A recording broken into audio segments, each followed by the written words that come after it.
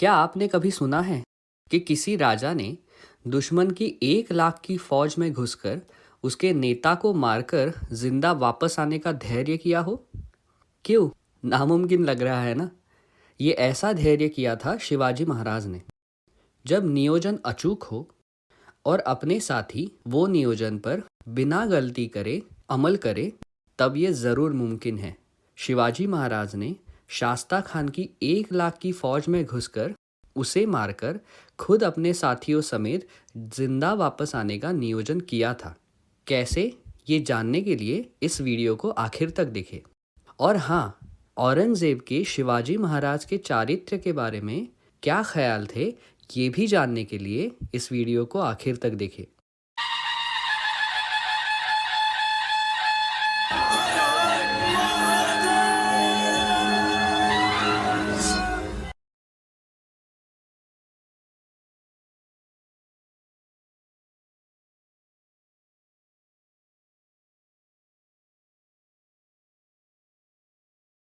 नौ मई 1660 को शास्ता खान औरंगजेब की आज्ञा अनुसार पुणे में 77,000 का घुड़दल और 30,000 का पैदल, हाथी, ऊंट, तोपे ऐसी 1 लाख से ऊपर की फौज लेकर आ गया।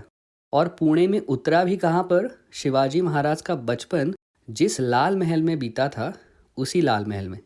पिछले भाग में हमने देखा कि 2 फरवरी 1661 में शिवाजी महाराज ने 30,000 की फौज का नेतृत्व करने वाले कारतलब खान का पराभव किया। 1 साल बाद जनवरी 1662 में मुगलों के और एक सरदार नामदार खान का पराभव किया। महाराज के सर सेनापति नेतोजी पालकर के पीछे तो मुगलों के 18 सरदार लगे थे, पर एक भी नेतोजी को पकड़ने या हराने में यशस्वी नहीं हो रहा था। 1663 का नया साल शुरू हुआ। 3 साल होने आए, पर शास्ता खान इतने पराभवों के बावजूद पुणे छोड़कर जाने को तैयार नहीं था। इन 3 सालों में सिर्फ एक चाकण का दुर्ग जीतने का काम शाइस्ते खान ने किया था। स्वराज्य के ऊपर की ये मुहिम शाइस्ते खान इतनी बड़ी फौज होने पर भी पूर्ण क्यों नहीं कर पा रहा था? इसका कारण तारीख़ दिलखुशा में इतिहासकार भीमसेन सक्सेना ने लिखा है। शाइस्ते खान रिश्ते में नामदार खान का मौसा था। इसी नामदार खान ने एक दिन शाइस्ते खान को पूछा, आप शिवाजी शिवाजी कहते हो, पर मेरी जानकारी अनुसार उसके पास सिर्फ 3,000 का घुड़दल और 5,000 का पैदल है। आप मुझे 10,000 की फौज दीजिए, मैं 1 महीने में शिवाजी का बंदोबस्त करता हूँ। शाइस्ते खान बस मुस्कुराए और उसने कहा, नामदार खान, आप अभी बच्चे हो। नामदार खान को कुछ समझ में नहीं आया। उसने पूछा, इसमें छोटे बड़े की क्या बात है? तब शाइस्ते खान ने खुलासा किया, नामदार बेटा, आपने अगर दक्खन में सीवा का सफाया किया तो औरंगजेब को यहाँ बड़ा दुश्मन कौन होगा? बादशाह कहेंगे, वाह, अच्छा काम किया, अब सामान बांधकर कंदहार की सीमा पर जाओ। क्यों नामदार, कंदहार से पुणे अच्छा नहीं है क्या? इस घटना से मुग़ल सरदारों की सोच नज़र आती है। खैर, अब 3 साल हुए और शाइस्ते खान ना पुणे से बाहर आ रहा था, ना पुणे छोड़कर जा रहा था। पुणे और आजू बाजू के स्वराज्य की जनता पर खान की फौज जुल्म ढा रही थी। इस सब से छुटकारा पाने के लिए शिवाजी महाराज ने एक साहसी योजना बनाई। महाराज ने सोचा, पिछली बार अफजल खान को मिलने बुलाकर मारा था, अब क्यों ना इस शाइस्ते खान को घर में घुसकर मारा जाए। इसे मैं धाड़सी योजना इसलिए कह रहा हूँ क्योंकि जिस लाल महल में घुसकर महाराज शाइस्ते खान को मारने का सोच रहे थे, उसमें शाइस्ते खान की फौज का सख्त पहरा था। इतना ही नहीं, लाल महल के बाहर 1 लाख की फौज थी, पर महाराज ने नियोजन किया। सबसे महत्वपूर्ण बात, महाराज ने इस मुहिम के लिए अप्रैल 1663 का महीना चुना। ये महीना था रमज़ान का। इस महीने में मुसलमान सूरज उगने से पहले और सूर्यास्त के बाद ही खाना खाते हैं, और दिन भर के उपवास के बाद जब इंसान शाम को सूर्यास्त के पश्चात खाना खाता है, उसके बाद उसे गहरी नींद आती है। ये केवल नैसर्गिक है। तो इस पूरे महीने में मुग़ल सेना का पहरा थोड़ा ढीला पड़ जाता। अब दूसरी बात, जिस लाल महल में जाकर शाइस्ते खान को मारना था, वहाँ शिवाजी महाराज बचपन में रहते थे, तो उसके चप्पे चप्पे से वो अच्छी तरह से परिचित थे। गनीमी कावा या गुरिल्ला वॉरफेयर का पहला उसूल है, जहां लड़ाई होने वाली हो उस बैटलफील्ड से अगर आप अच्छी तरह से परिचित हो तो आप आधी लड़ाई जीत जाते हो।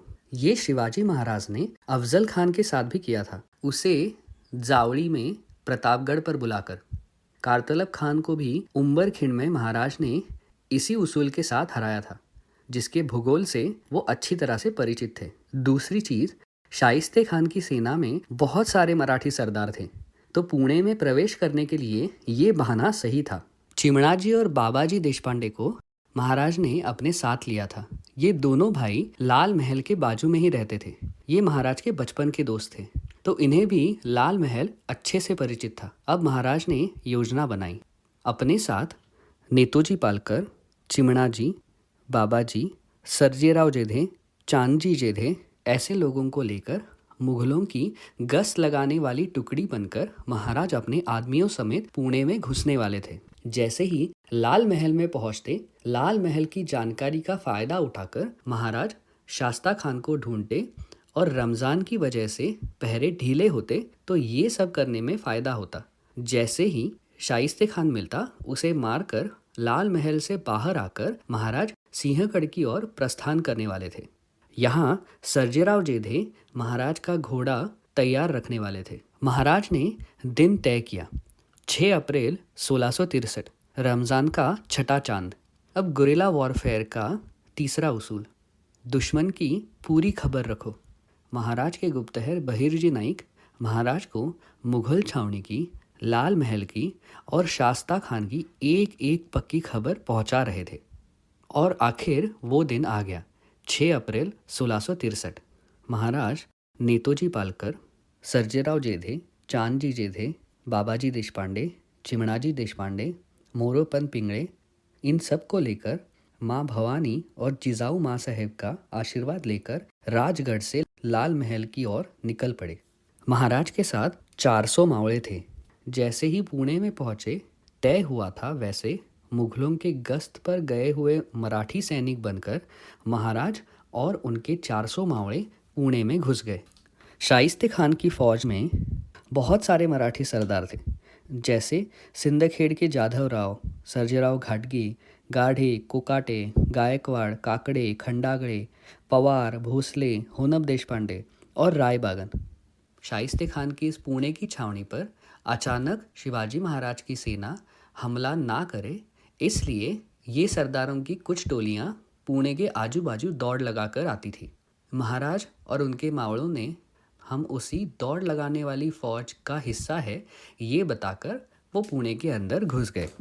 महाराज और उनके मावड़े झांसा देने में इतने कुशल थे कि मुगलों के सैनिकों को कोई संदेह नहीं हुआ, और जो 3-4 चौकियों पर महाराज की पूछताछ हुई, उन सारी चौकियों को लग रहा था कि पहली चौकी ने सारी जांच पड़ताल की होगी, और रमज़ान की वजह से सोने पर उनका बहुत ज़्यादा ध्यान था। सारा मुगलों का लापरवाह कारभार। रात के 3 बजे के आजू बाजू महाराज और उनके साथी लाल महल में पहुंच गए। लाल महल के पीछे मुदपाक खाने से, अर्थात जहां पर खाना तैयार किया जाता है, उस जगह से अंदर जाना है ये पहले ही तय हुआ था। वहाँ कुछ मुग़ल सैनिक और कुछ रसोइये थे।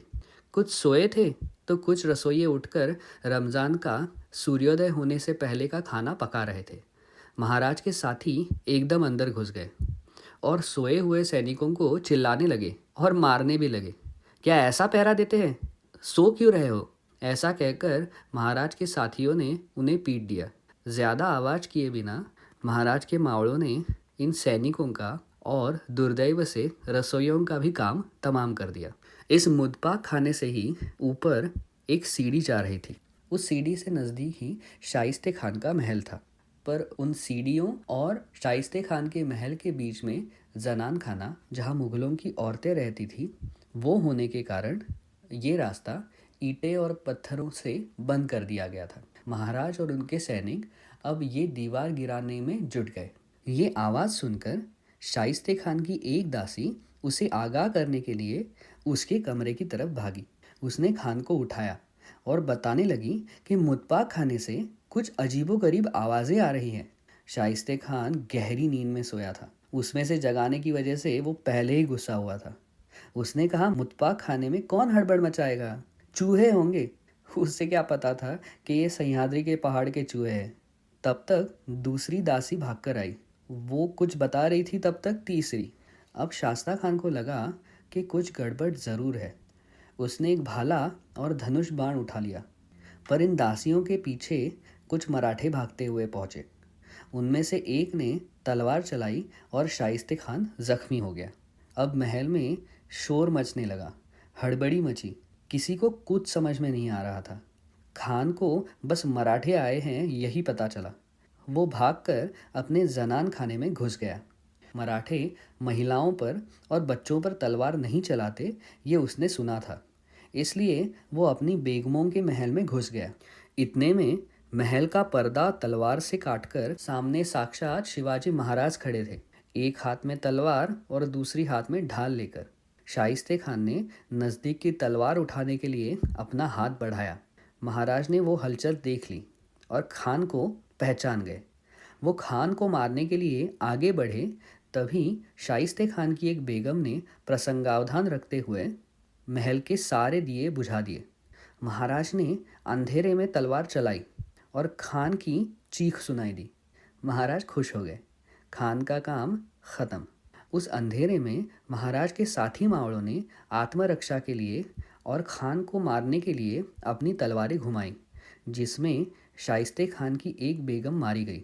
मराठे कभी महिलाओं पर तलवार नहीं चलाते, पर वो भी बेबस थे। अंधेरे में उन्हें कुछ नज़र नहीं आ रहा था। अब तक मराठों ने लाल महल में पूरी हड़बड़ी मचा दी। उन्होंने नगाड़ा बजाने वाले लोगों को नगाड़े बजाने पर मजबूर कर दिया। महल की चीखें सुनकर बाहर के सैनिक दरवाज़ा बजाकर अंदर आने की कोशिश कर रहे थे। महाराज अपने साथियों से मिले और उन्होंने कहा कि काम यशस्वी हो गया, खान मारा गया। अब महाराज के साथियों ने दरवाज़ा खोला और सामने खड़े सैनिकों पर ही चिल्लाने लगे, कहाँ थे अब तक तुम लोग? वो देखो मराठे भाग रहे, जाओ उनका पीछा करो। महल में चिल्लाने की, रोने की, नगाड़ों की आवाज़ से सभी संभ्रमित हो गए थे। फिर क्या था, मराठों का पीछा कर कर उन्हें पकड़ कर लाते हैं, ये बोलकर महाराज और उनके साथी अंधेरे में भाग गए। सर्जेराव जेधे घोड़ा लेकर जहाँ आने वाले थे, वहाँ महाराज नदी पार कर कर पहुँच गए और वहाँ से घोड़े पर बैठकर महाराज सीधे सिंहगढ़ पहुँच गए। दूसरे दिन सुबह महाराज के गुप्तहेर बहिर्जी नाइक खबर लेकर सिंहगढ़ पर पहुँच गए। महाराज को लग रहा था खान मारा गया, पर बहिर्जी ने बताया कि अंधेरे में खान के दाएं हाथ की 3 उंगलियां कट गई। अब जिंदगी भर खाना खाते हुए शाइस्ते खान शिवाजी महाराज को याद करने वाला था। शिवाजी महाराज के इस हमले में 40 बड़े सरदार, 12 औरतें, शाइस्ते खान का एक बेटा और एक जमाई, ऐसे 55 लोग मारे गए। और हाँ, इस घटना के दौरान एक और विचित्र बात हुई। शाइस्ते खान की एक बेटी गायब हो गई। शाइस्ते खान, उसकी बीवी और उसकी बहन जिंदगी भर यही सोचते रहे कि उसे शिवाजी महाराज ने गायब कर दिया, जो कि सच नहीं था। आगे 1666 में जब शिवाजी महाराज औरंगजेब से मिलने आगरा गए, तब यही 2 औरतों ने, शाइस्ते खान की पत्नी और बहन ने, कई बार औरंगजेब को खत लिखा कि अब ये सीवा तुम्हारे कब्जे में है तो उसे जिंदा मत छोड़ना, उसने तुम्हारी बहन को अगवा किया था। वही बात शास्ता खान ने भी लिखी थी, बादशाह औरंगजेब, उस सीवा से बच के रहना, ये धोखेबाज है, उसने तुम्हारी बहन को अगवा किया है। इन सबको औरंगजेब ने जवाब भेजा था।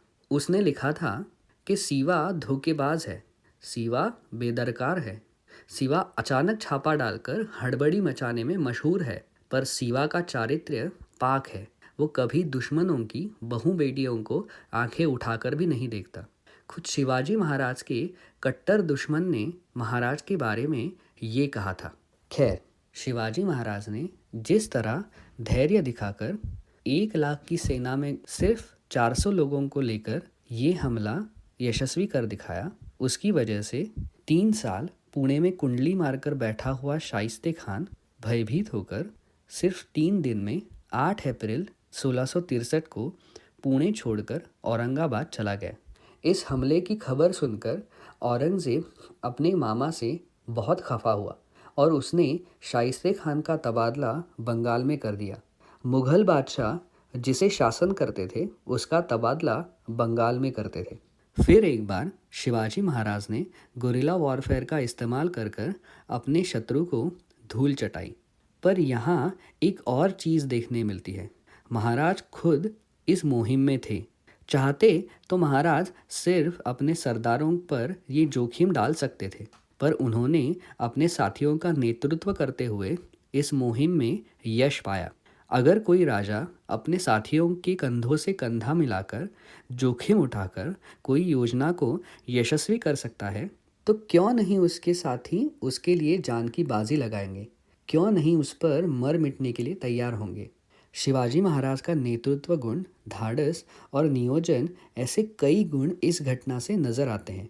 इस घटना के बाद तो शिवाजी महाराज ने बहिर्जी नाइक की मदद से ये अफवाह उठा दी कि शिवाजी महाराज को भूत पिशाच वश है, वो कहीं भी प्रकट हो सकते हैं, दीवारों से आर पार जा सकते हैं।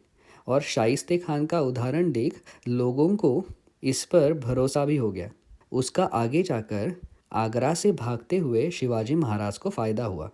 इससे एक चीज़ ज़रूर हुई, मुग़ल सल्तनत को, औरंगज़ेब को इतना ज़रूर पता चला कि छत्रपति शिवाजी महाराज कोई मामूली बंदा नहीं है।